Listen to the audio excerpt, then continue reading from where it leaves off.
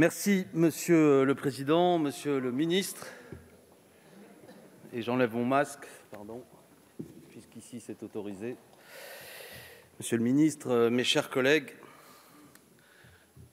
un des principes exprimés dans l'article 2 de notre Constitution dit que le gouvernement est du peuple, par le peuple, pour le peuple, par le peuple. Vaste discussion pour savoir comment cette affirmation s'exprime au mieux. Le grand Jaurès, Jean Jaurès, disait « Nous avons conquis le suffrage universel, il nous reste à conquérir la souveraineté populaire. » Et tout est là. Chacun sait bien qu'il ne suffit pas d'en rester au constat que le suffrage universel étant là pour qu'il soit la meilleure expression de la souveraineté populaire. La présente proposition de loi que je vous présente vise précisément à donner une réalité légale aux mots de Jaurès, en instaurant le droit, par les citoyens, les électeurs, le droit de révoquer les élus, afin que l'expression de la volonté du peuple ne se réduise pas seulement au simple fait de glisser un bulletin dans l'urne à l'occasion d'une échéance électorale et de ne plus disposer de droit d'intervention entre deux échéances électorales. La Ve République, rappelons-le, fondée sous la menace d'un coup d'État, a fêté dernièrement ses 60 ans. Mais ce système est profondément en crise. Et refuser de le voir, refuser d'agir pour changer, met en péril en vérité l'idée même de la République. Aux élections législatives de 2017, dont nous sommes tous issus, près d'un électeur sur deux n'est pas allé voter. D'autres échéances électorales ont suivi qui ont confirmé cette tendance lourde. 70% d'abstention à l'occasion des élections régionales. 70% d'abstention à l'occasion des élections municipales. Dans de pareilles circonstances, où est la volonté du peuple? Le principe que les élus seraient représentés et seraient l'expression de ce par le peuple et pour le peuple. Pouvons-nous continuer à ignorer cette insurrection froide contre les institutions? Et les vagues sanitaires n'ont fait qu'amplifier ce mouvement. Donc soyons attentifs à ce qu'aujourd'hui, nos concitoyens considèrent, de plus en plus nombreux, que ce système démocratique est bloqué. Et il faut trouver une réponse, car sinon, l'expression des violences inacceptables qui ont eu lieu dernièrement sont aussi la manifestation de ce blocage. Il faut donc trouver des modes pacifiques, des droits nouveaux donnés à nos concitoyens, afin que ce blocage ne s'exprime pas une fois de plus par des menaces, des violences, menaces de mort, dont certains d'entre nous ont été la cible, dont votre serviteur, mais aussi nombre de députés insoumis, et je sais beaucoup de députés, notamment de la majorité. À 90 jours de la présidentielle, la proposition que j'ai l'honneur de porter vise à répondre à cette situation politique identifiée, celle de l'urgence démocratique. Les électeurs doivent disposer de droits nouveaux afin qu'ils puissent contrôler leurs mandataires, afin que nous passions de cette culture d'une forme de défiance à une culture de contrôle des citoyens sur ceux qui sont leurs représentants. La présente loi est donc fondée sur ce constat. Le droit de révoquer est une des solutions, et peut-être la solution centrale, qui pourrait redonner le goût d'aller voter et qui marquerait la fin actuellement d'une forme d'impunité politique, à commencer par celle du président de la République, qui constitutionnellement est irresponsable devant les électeurs et devant l'Assemblée nationale. Précisément, le droit de révoquer que nous vous proposons n'est pas la marque d'une irresponsabilité ou d'une instabilité, mais au contraire, celle de donner plus de responsabilité au peuple et de renforcer le lien entre les représentants et les représentés, et selon nous, redonnerait plus de solidité, car l'instabilité est là. Qu'est-ce que l'instabilité? Chacun connaît le phénomène physique, est instable un meuble qui repose sur un faible socle, une faible base. Et comment ne pas voir la faiblesse de la base sociale électorale quand, comme je l'ai dit, près de 30% de nos concitoyens, seulement 30% vont voter. C'est donc la fin de cette irresponsabilité, à commencer par celle du président de la République, j'y reviendrai tout à l'heure.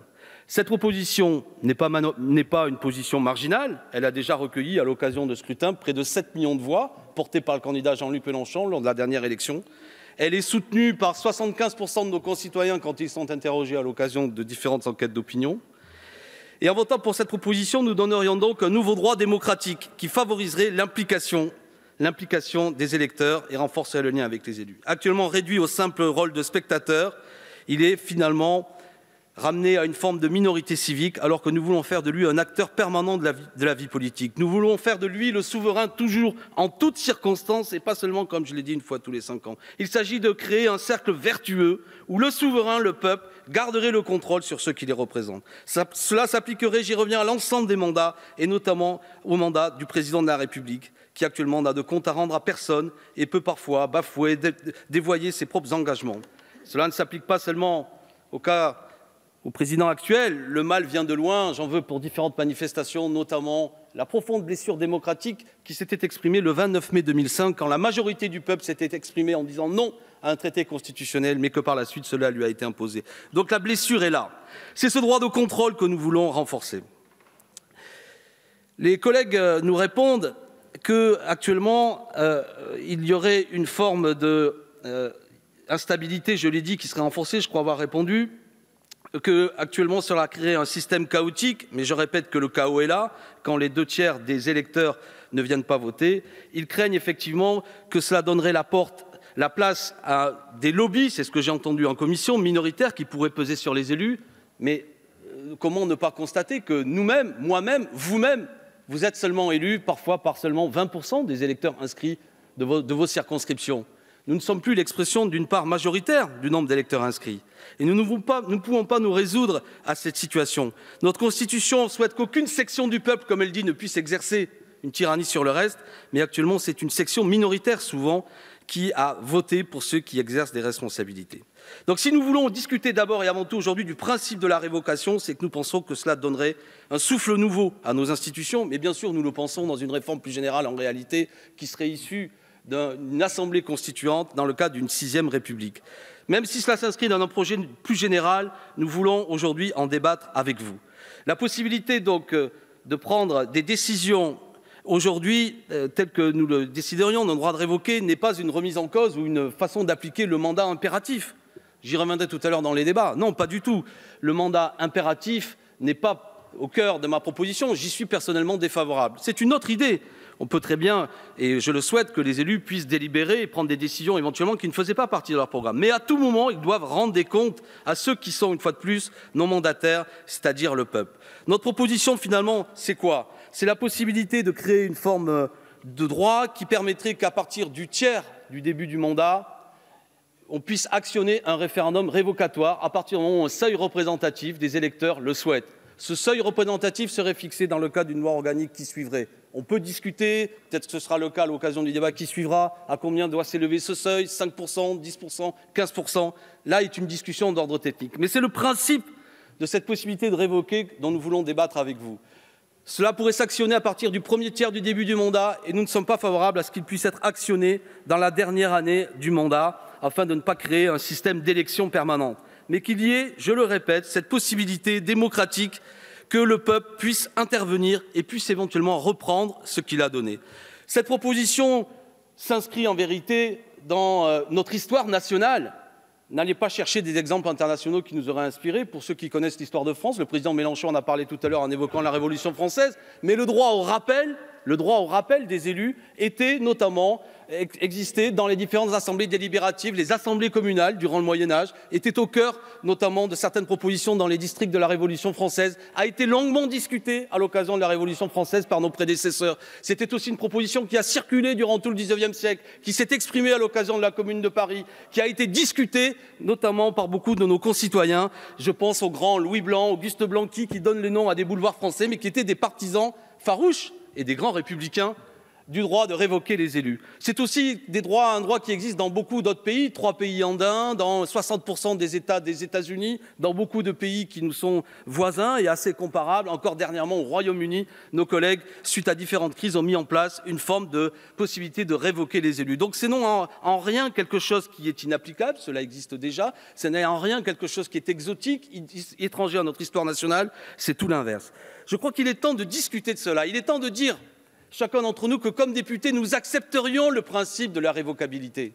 Non pas que nous souhaitons évidemment que cela s'applique. Je peux comprendre que nous agirions de telle façon que nous ne soyons pas en situation de pouvoir être soumis à un référendum révocatoire, mais le fait de le dire, le fait de donner ce droit, permettrait, je le répète, d'avoir des relations plus vertueuses avec ceux dont nous sommes les représentants. Je veux évidemment terminer, puisque le temps est là, pour rappeler que, en acceptant le principe que nous vous proposons, je crois que nous serions fidèles à ce qu'exprime l'article 15 de la Déclaration des droits de l'homme et du citoyen de 1789, qui dit que la société a le droit de demander compte à tout agent public. Eh bien, c'est cela que nous vous disons. Les citoyens doivent pouvoir demander des comptes, doivent pouvoir éventuellement, dans des conditions telles que c'est défini dans nos textes, dire que telle personne qui les représentait, ils ne souhaitent plus que ce soit le cas, de le révoquer, afin que toujours, en toute situation, en toutes circonstances, c'est le peuple qui soit le souverain et que nous ne soyons pas dans une situation où des institutions permettent de gouverner contre lui, à distance de lui. Et c'est précisément en votant cette loi que nous renouerons avec la grande promesse républicaine. Merci. Merci beaucoup.